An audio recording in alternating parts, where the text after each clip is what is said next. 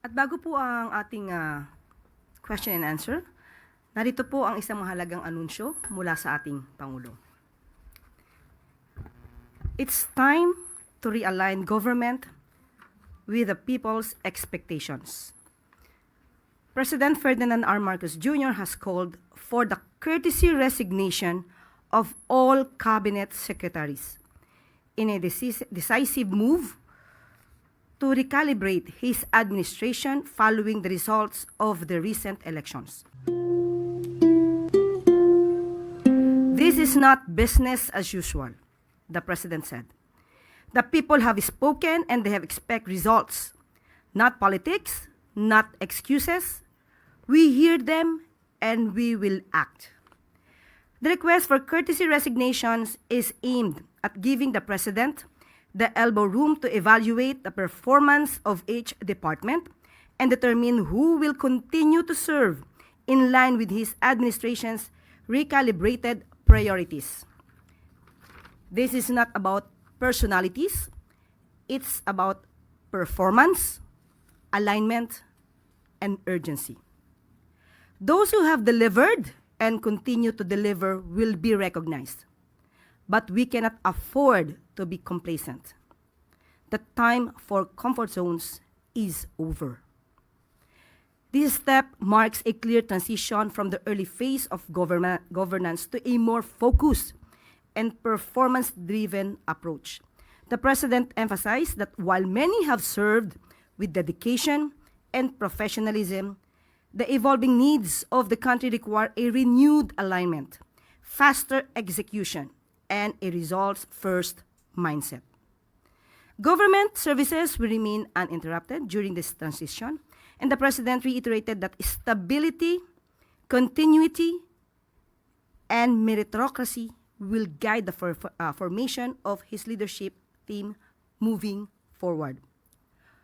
With this bold reset, the Marcos administration signals a new phase, sharper, faster, and fully focused on the people's most pressing needs.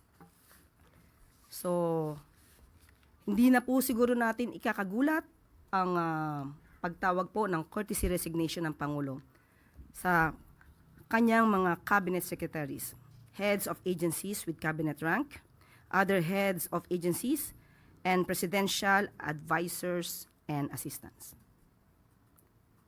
Handa na po tayong tumugon sa inyong mga katanungan.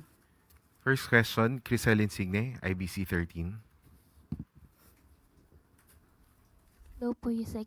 How this courtesy call will affect the ongoing projects and programs of the administration po?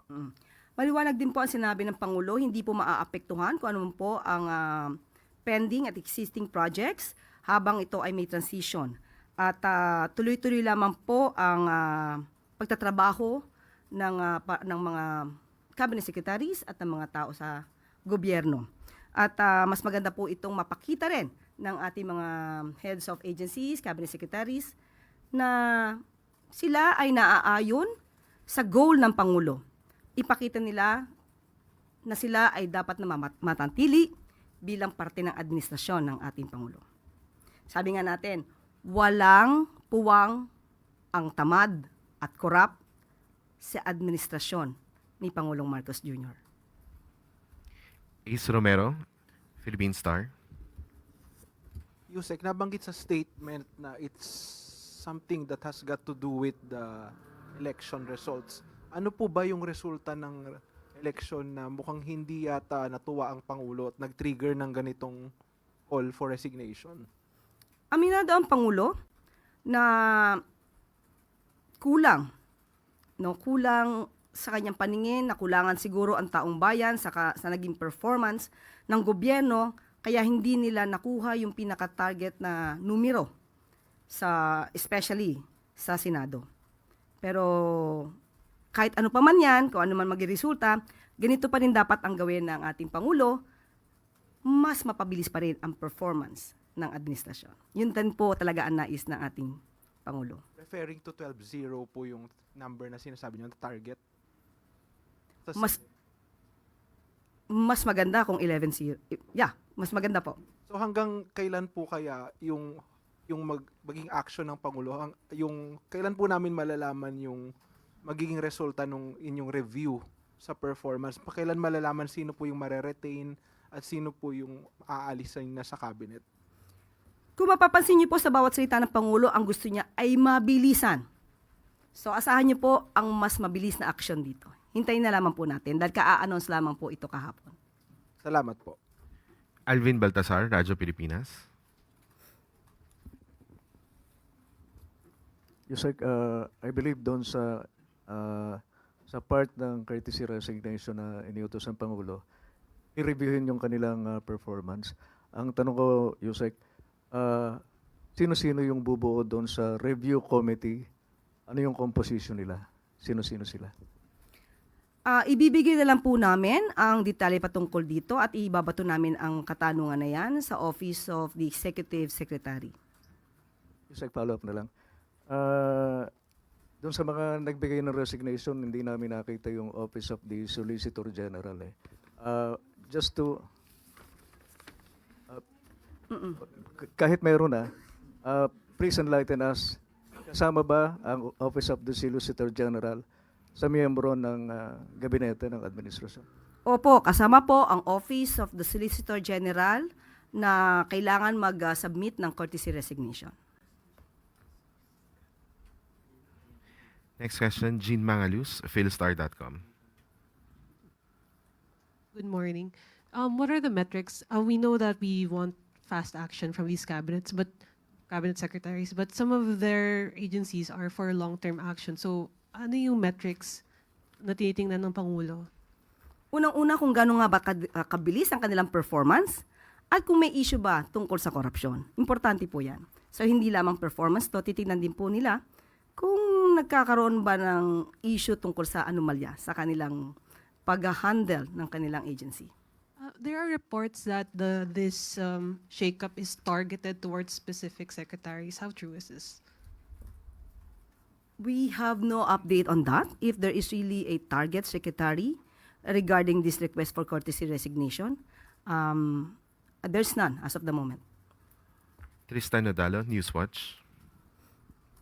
Hello po, Yusek. Good morning. Ma'am, ito po bang desisyon ng Pangulo is also one way of showing na, di ba yung nabanggit niya sa podcast niya, he wants to be respected, pero nasabi niya baka mas gusto niyang feared ang next na approach niya. And then si Senator-elect Ping Lacson sabi kailangan ng Pangulo ng bastonero sa government para talagang may matakot. But ito po ba pagpapakita ng Pangulo na hindi niya kailangan ng bastonero because siya kaya niya pong mag-act ng sarili niya or mag-decide? Bilang presidente, hindi po talaga dapat sinasabi na kailangan ng bastonero. Mismong presidente mismo ang bastonero. At yan po ay aasahan natin. Ngayon po na nagsalita ang Pangulo na kinakailangan po ng mas mabilis at malinis na administrasyon, mapapakita po yan ng Pangulo. Di po niya kailangan bastonero. Siya na mismo po ang bastonero. Siguro na lang po baka sa ibang kritiko ng Pangulo gamitin tong mass resignation or courtesy resignation ng cabinet secretaries.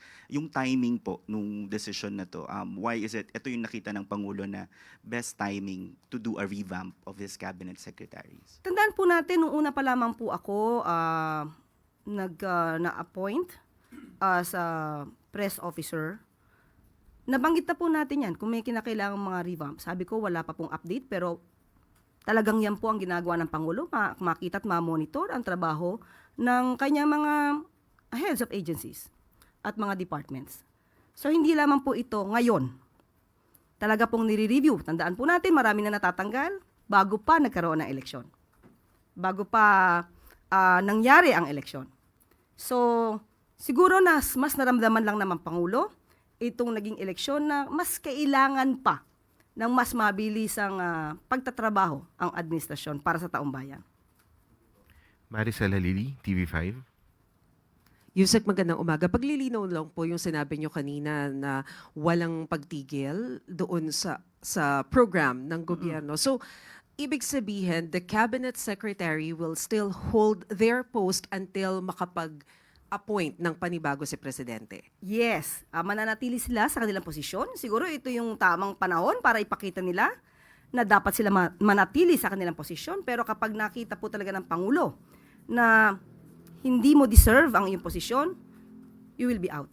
Mm-mm. Pero Yusek, how frustrated is the president for him to lead into this direction, asking all the cabinet to submit their courtesy resignation, and how big a factor is his most recent approval ratings?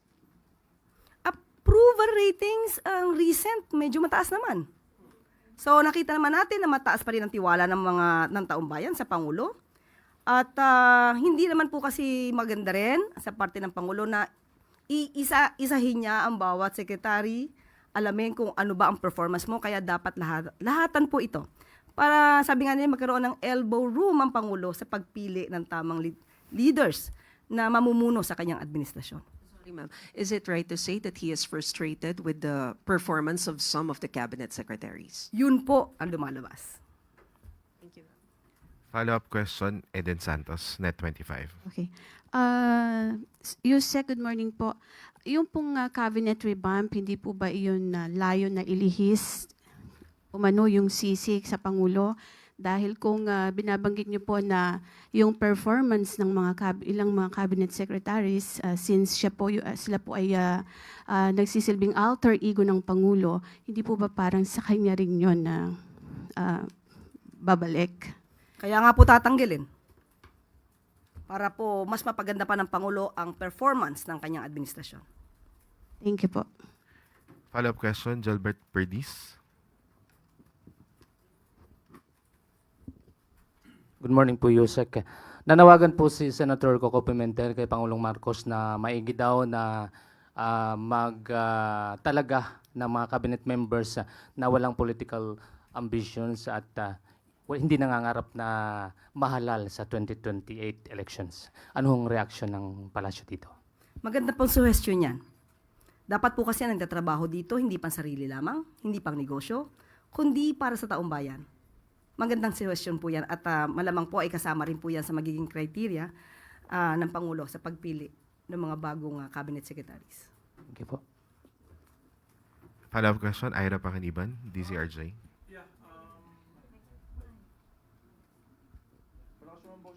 Oo nga. I can hear you. No, I was just going to ask Yusek, no.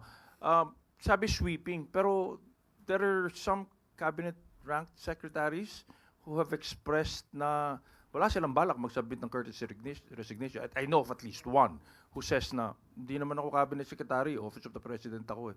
So, kasali ba siya? Hindi ba siya kasali? Ano ba ang posisyon ng... Liwanagin po natin. All cabinet secretaries, heads of agencies with cabinet rank, other heads of agencies kahit hindi kayo secretary, and presidential advisors and assistants. So, kasama po, kung sino man po yung binabanggit nyo po, hindi ko po alam kung sino yan, pero wag niya pong, kung magandang performance niya, pero kung siya po ay nasa listahan po, ang kanyang posisyon ay nasa listahan, wag po naman sana magmatigas, if ever. At kung maganda naman po ang performance niya, hindi naman po siya matatanggal. Kung hindi siya magbigay ng courtesy resignation, will it be deemed na courtesy resigned na siya anyway?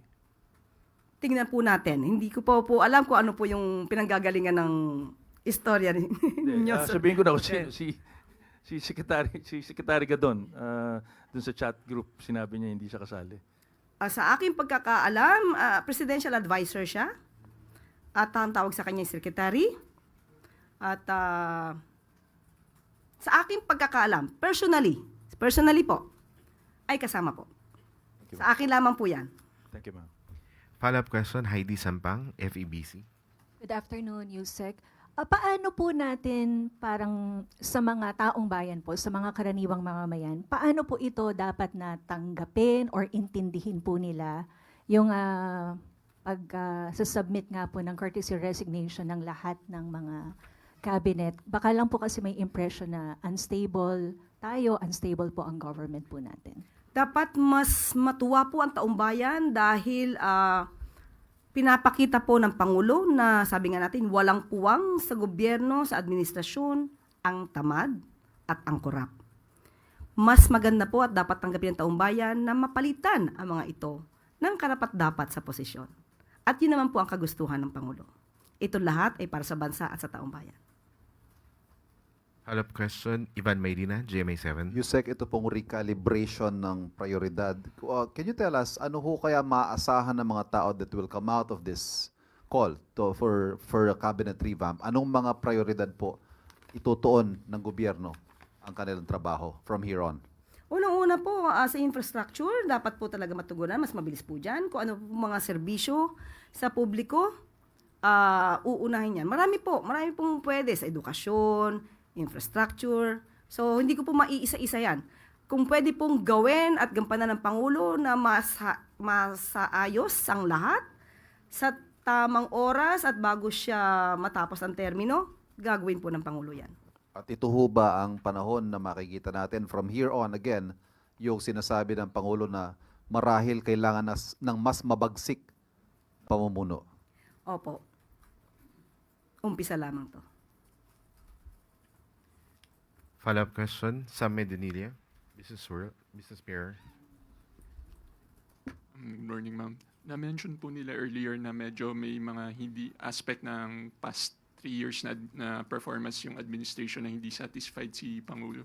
Ano po kayang aspect nun na yung hindi satisfied si President? Is it security, economy, social welfare? Okay, sa ngayon po at wala po tayong pinakadetalye patungkol dyan at magkakaroon pa lamang po niya ng pag-i-evaluate. Kapag ka po nagkaroon na po ako ng anumang detalye patungkol po dyan, ibibigay ko po sa inyo kaagad. Tapos ma'am, dati nung nag-start pa po yung administration, naging concurrent po si Pangulo ng Department of Agriculture. May plans po ba siya na mag-take over sa some cabinet position? Ngayon po, wala po. Dahil ang sabi naman po ng ating Pangulo, tuloy-tuloy lamang po ang trabaho during this transition at hintayin na lamang po nila kung sila po ay matatanggal o hindi. Tapos last na lang for my part, ma'am.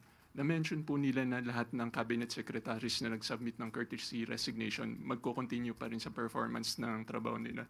Pero di ba, regardless kung mag-submit sila ng courtesy resignation o hindi, dati pa naman may power ang Pangulo na kung gusto niyang tanggalin yung cabinet secretary niya, pwede naman niya gawin yun, regardless kung may sinabmit na resignation letter o wala. Bakit kailangan pong magkaroon ng courtesy resignation? Para po lahat. Lahat. Ma-realize ng lahat kung sila ba'y nagkulang o hindi. Thank you, ma'am. Next question, Clay Perdilla, PTV4. Good morning, Secretary. Other topic po. Can the Palace clarify whether the President is indeed planning to sit in the Bicameral Conference Committee? And how does the Palace view statements of other senators that even if the President is willing, he cannot and should not sit in the Bicam, as the Constitution does not allow it po? Literally, he will not definitely sit during the Bicam meeting. This is just an expression to show to the people that he will keep an eye on the national budget for 2026. So it should be at least, it should be based on the priorities of the government. The budget should be based on the priorities of the government, and it should prioritize the shovel-ready projects of the government. So yun lamang po. Follow-up question, Ace Romero, Philippine Star. So apparently, yung sinabi po na uupo si Pangulo sa BICAM, tututukan, ang ibig sabihin po, tututukan yung BICAM to ensure na yung priorities ay masusunod at hindi mangled yung budget. How confident is Malacanang that the next budget process will not experience yung nangyari noong 2025 wherein you have to meet with cabinet members after the approval of the budget to think of ways on how to fund the programs that were deprived or stripped of funds by some lawmakers? How confident na hindi mangyayari ulit yung this budget season? Kaya nga po nagsalita ang Pangulo na tututukan ito. But are you optimistic na it won't happen again or meron pa rin kayong concerns na baka magkaroon pa rin ng ganong mga senaryo? I do not want to answer hypothetical questions. Hindi natin sinasabi na negatibo. But we should always be optimistic. Salamat po. Next question, Richmond Quevedo, Daily Tribune. Good afternoon po, Yusek. On the topic of sanctions imposed by the United States to the International Criminal Court, balikan ko lang po itong sanctions ng US. The United States unequivocally opposes and expects our allies to oppose any ICC actions against the United States, Israel, or any other ally of the United States that has not consented to the ICC jurisdiction. As the Philippines is an ally of the United States, how is the Philippines going to respond in case po maglabas ng warrant of arrest ng ICC through the Interpol sa iba pang involved sa kaso po ni former President Rodrigo Duterte? Kung ano po magiging responde ng pamahalaan, ito naman dapat ay naaayon sa batas. Pero as of the moment, we do not have any update on that. Let's just wait and see. Thank you po, Yusek.